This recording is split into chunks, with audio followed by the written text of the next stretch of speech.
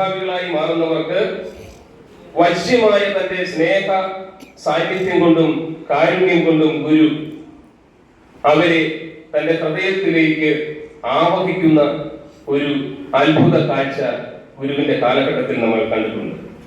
Narayana Gurukulam study circle Kottayam, Idukki, Ernakulam Gurunithya Chaitanya സ്മൃതി ജന്മശതാബ്ദി ആഘോഷം തൊടുപുഴയിൽ. യോഗത്തിന് ഭദ്രദീപം തെളിയിച്ചത് Swami Thyageswaran, Swami Sivaswarupananda, father Abraham Irumpanikkal, Shri CH Musthafa Maulavi, advocate KM Jijimon, retired SP. പ്രമുഖ വ്യക്തികളുടെ സാന്നിധ്യത്തിൽ ജൂലൈ 28 ഞായറാഴ്ച 10 മണിക്ക് പെൻഷൻ ഭവനിൽ യോഗം വളരെ വിജയകരമായി പൂർത്തീകരിച്ചു. അധ്യക്ഷ പ്രസംഗം MM സുരേഷ്, സ്റ്റേറ്റ് കോർഡിനേറ്റർ ഗുരുകുലം. ഉദ്ഘാടന പ്രസംഗം സ്വാമി ത്യാഗേശ്വരൻ, റെഗുലേറ്റിംഗ് സെക്രട്ടറി നാരായണ ഗുരുകുലം. നാം കണ്ണു തുറന്ന് നോക്കുമ്പോൾ അനന്തമായി കാണുന്ന ഈ രൂപം, ശബ്ദമായി കാതിൽ കൂടി കേൾക്കുന്ന ശബ്ദങ്ങൾ, അതിന് അറുതിയുണ്ടോ? കണ്ണുകൊണ്ട് കണ്ടുകൊണ്ടിരിക്കുന്ന രൂപങ്ങൾ ചക്രവാളത്തോളം കാണാം. അളവറ്റ ദൃശ്യാവലിയാണ് കണ്ണുകൾക്ക്. കാതിനോ ഒരു ശബ്ദമല്ല, ആകാശവാണി എന്നാണ് പറയുന്നത്. പൊതിഞ്ഞു നിൽക്കുന്ന വലിയ പ്രതിഭാസമാണ്. അത് മുഴുവനും ശതായമാനമാണ്.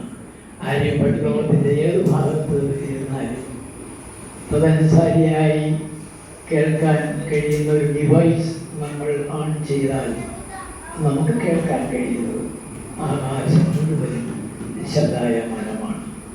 അറിയാം, ഇപ്പൊ വീഡിയോയിൽ കൂടി കളർ, അതിൻ്റെ ചലനാത്മകമായ കളർ രൂപത്തിൽ കാണാൻ കഴിയുന്നത് കൊണ്ട് ഈ പ്രപഞ്ചത്തിൽ എല്ലാത്തിനും എല്ലാമായി കലർന്നു നിൽക്കുന്ന അത്ഭുതമാണ് ഈ പ്രപഞ്ചത്തിന് സവിശേഷമായുള്ളത്.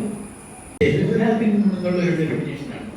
എല്ലാത്തിൽ നിന്നും ഒരു മനുഷ്യനെ ഇട്ട് നോക്കിയാണ് നമുക്കറിയാം. ആശുപത്രിയിൽ അങ്ങനെ കിടക്കുന്നില്ലേ ഇപ്പോഴത്തെ മറ്റേ എന്താ ICU നമ്മുടെ ഇവിടെയല്ല. സാക്ഷാത് പരം ബ്രഹ്മ തസ്മൈ ശ്രീ ഗുരുവേ നമഃ എന്നാണ്. അത് യേശു പറഞ്ഞു.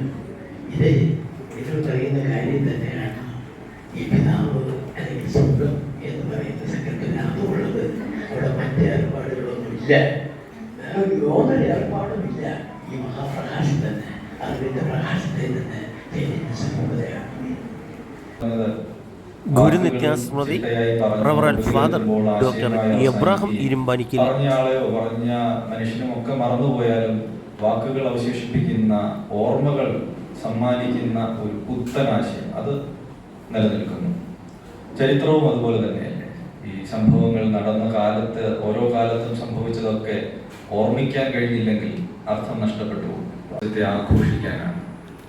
വെളിച്ചം നഷ്ടപ്പെടുന്നു പോകുന്നതും ഇത് മതം വെളിച്ചം കെടുത്തുന്ന ഒരു ഇടപാടാണ് എന്ന് പുതിയ കാലത്ത് മനുഷ്യർക്ക് തോന്നുന്നെങ്കിൽ അതിനുള്ള കാരണം മതത്തിന്റെ ആണോ, മതത്തെ ഉപയോഗിച്ച് അധികാരം സൃഷ്ടിക്കാൻ ശ്രമിക്കുന്ന മനുഷ്യരുടെ ആണോ എന്നുകൂടി തിരിച്ചറിയാനുള്ള വെളിച്ചം നമുക്ക് നഷ്ടമാവരുത്. ആ ഒരു അധ്യാത്മ ജീവിതം എന്ന് പറയുന്നത് അതിരുകളില്ലാത്ത ഒരു സ്വാതന്ത്ര്യത്തിൻ്റെ കൂടി ആയിരിക്കും എന്ന് ഒരു പഠിപ്പിക്കുന്നുണ്ട്.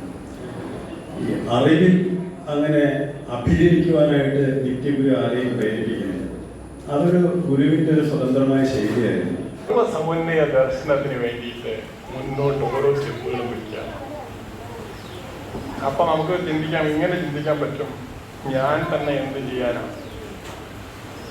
ഞാൻ മാത്രം വിചാരിച്ച ഈ രാജ്യത്ത് വല്ലതും നടക്കുമോ എന്നുള്ളതായിരിക്കാം പലരെയും പിന്നോട്ട് വലിക്കുന്ന ഒരു കാര്യം. അവിടെ നമ്മുടെ മുൻ പ്രസിഡന്റായിരുന്ന മഹാനായ APJ അബ്ദുൽ കലാം ജന്മനാ ഒരു ഗുരുവാണ്. ആരെയും പഠിപ്പിക്കാൻ ഇത്രമാത്രം ആത്മാർത്ഥതയും ഡ്യൂട്ടി ചെയ്തുകൊണ്ടിരുന്നപ്പോൾ മരിച്ചു വീഴുന്നത് നമ്മൾ കണ്ടതാണ്. ഏറ്റവും